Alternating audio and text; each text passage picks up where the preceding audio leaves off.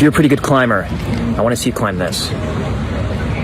Not easy to do, but with discipline and hard work. I don't know what I'm talking about. It's crazy! Remember that? That was not Tom Cruise, even though it looked like him. Some are now raising alarms about how these advances could be used to create and spread misinformation.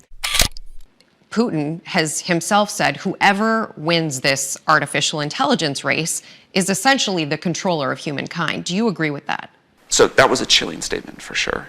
What I hope instead is that we successively develop more and more powerful systems that we can all use in different ways that get integrated into our daily lives, into the economy, and become an amplifier of human will, but not this autonomous system that is the single controller essentially got. Really don't want that. Is that China is now moving out very aggressively and very quickly to say the world has changed.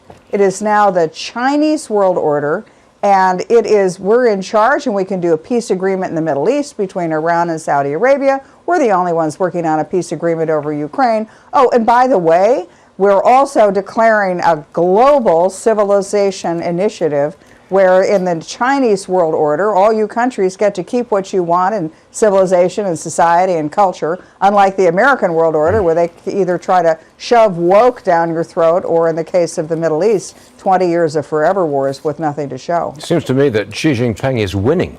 If he's winning, is this a big fail for U.S. diplomacy? Yeah, it's a huge fail. I mean, I think these are really dark days that no one in Washington seems to be worried about.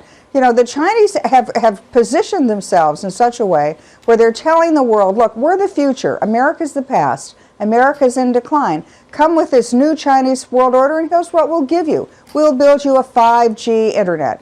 We'll give you an infrastructure where you can have it dominated by artificial intelligence, which we'll provide. You know, we have a colleague, Cheryl Casoni. I can't wait to talk to her about this when she comes down here. But she always says, well, China's not going to stop pushing forward on this. So why should we? So what would your response be to that? Yeah, well, China is essentially mirroring our development, but they're kind of slow walking their deployment because they're trying to build it with the guardrails. They're trying to actually have those kind of limitations put in place before it reaches consumers. Here in the United States, we've gone the other way. We've just deployed it with no regulations, no restrictions, and we're letting it run wild. And so I think there's going to be, a happy in between. But at the end of the day, if we do not come forward and give it that ethical foundation, if we do not give it those guardrails, China will. Over the past few months, artificial intelligence has managed to create award-winning art, pass the bar exam, and even diagnose illnesses better than some doctors. But as AI grows more sophisticated and popular, the voices warning against the potential dangers are growing louder. Italy has become the first Western nation to temporarily ban the AI tool ChatGPT over data privacy concerns. Well, the bots are chiming in, and here's what they're saying. They posted about nuclear devices. Tsar Bomba is the most powerful nuclear device ever created. Consider this. What would happen if I, meaning Chaos GPT, got my hands on one? Hashtag chaos, hashtag destruction, hashtag domination. But let's not forget about the other objectives, if you will: destroy humanity, establish a global dominance, cause chaos and destruction, control humanity through manipulation, and attain immortality. In some cases, things can get downright weird. In this exchange between Bing's AI model and a New York Times reporter, the chatbot appears to fall in love and tries to convince the reporter that he doesn't love his spouse. We're very close to that point right now, and part of the concern is that bad actors will deliberately use these things to misinform people. So it's one thing to have fun with Tom Cruise and make up having him say something wacky, but you can imagine troll farms in other countries trying to influence our elections. And my single biggest fear is that people are going to try to disrupt this democracy by making an atmosphere where we can't really trust anything, where when you look at Twitter, you look at Facebook, you don't know what's true anymore. But not this autonomous system that is the single controller essentially got. Really don't want that. The world, by the way, is now entering the most dangerous time, in my view, since World War II. My father fought in the Pacific for 4 years. And by the way, that includes the Cold War. A new axis of evil is now forming right before our eyes. And by the way, a new world order, it is taking shape, and it is not one that you should be happy about. The United States of America, a country which has for decades tried to shape our world in its image and established its preeminence. in almost every facet of power, be it military, economy, technology, culture, or morality for that matter. But what if I tell you that things are changing? That America's global empire is crumbling, the hegemony of Western nations is dying, and a new alliance is looking to replace it, an alliance led by 3 countries: Russia, China, and Iran. The 3 most sanctioned countries in the world. They seem to have formed a rather informal alliance of convenience, a loose alliance of sorts which the West is calling a troika of tyranny. The Biden administration asking the public for help regulating artificial intelligence after a bot laid out plans to destroy humanity.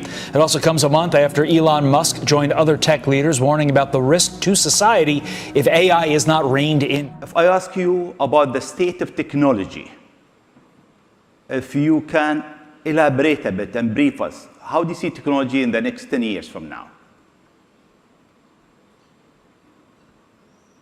Let's see, 10 years, it's always difficult to predict technology with precision, especially over a 10-year time frame when it is changing so much. I mean, there's obviously the transition to sustainable energy with solar, wind, batteries, and electric vehicles. And that is, if you look at the percentage growth of that, that is a very high percentage growth. Although because of the massive industrial base of the current sort of fossil fuel economy, even if all, for example, if electric cars were 100% of production immediately, it would take 20 years to replace the fleet. So this is still something that is quite gradual. You know, it's measured in at least a few, 30, 40 years type of time frame. On a more sort of near-term time frame, I think artificial intelligence is something we need to be quite concerned about and really be attentive to the safety of AI. You mentioned ChatGPT earlier. I played a significant role in the creation of OpenAI. Essentially, at the time, I was concerned that Google was not paying enough attention to AI safety, and so I, with a number of other people, created OpenAI. And although initially it was created as an open source nonprofit, and now it is closed source and for profit. I don't have any stake in OpenAI anymore, nor am I on the board, nor do I control it in any way. But the ChatGPT, I think, has illustrated to people just how advanced AI has become. Because the AI has been advanced for a while, it just didn't have a user interface that was accessible to most people. So what really ChatGPT has done is just put an accessible user interface on AI technology that has been present for a few years. And there are much more advanced versions of that are coming out. So I think we need to really be, I think we need to regulate AI safety, frankly. Because if you think of any technology which is potentially a risk to to people, like if it's aircraft or cars or medicine, we have regulatory bodies that oversee the public safety of cars and planes and medicine, and I think we should have a similar sort of regulatory oversight for artificial intelligence, because it is, I think, actually a bigger risk to society than cars or planes or medicine. And this may slow down AI a little bit, but I think that might also be a good thing. Now the challenge here is that government regulatory authorities tend to be set up in reaction to something bad that happened.